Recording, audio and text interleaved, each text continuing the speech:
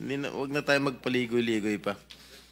Kung hindi pa binulgar ni Pangulong Marcos ito mga anomalya na nangyari dito sa mga flood control projects, hindi nyo ba iimbestigan to? Kailangan pa umabot ng Senado para imbestigan ito dahil binulgar ni Pangulong Marcos ang mga di umano yung mga anomalya tungkol sa mga flood control project. This is a routine process naman ng department that every project that we complete must have to undergo a quick, it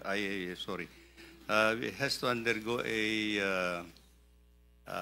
validation audit before we fully pay the contract amount, Your Honor. So meron yung quick quality assurance unit, may audit team. Are all these contractors qualified?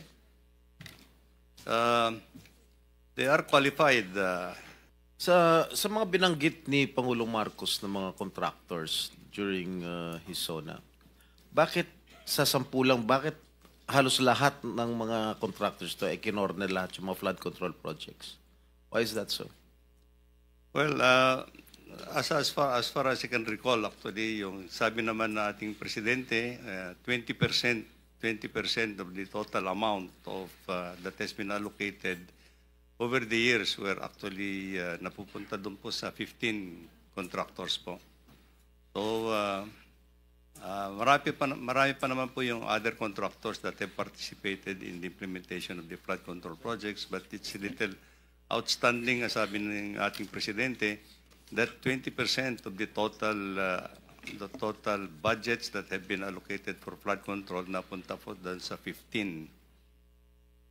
In numbers po yun, I think that is in numbers, Your Honor.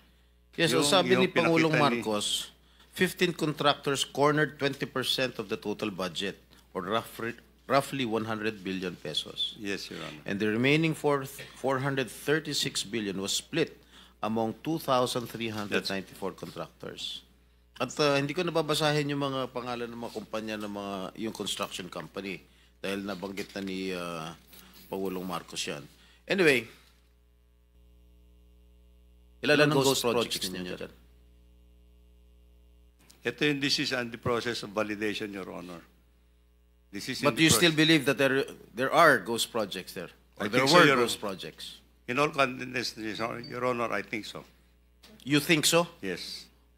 San yan? Well, as I said, as I mentioned in my statement, there are district offices that we are trying to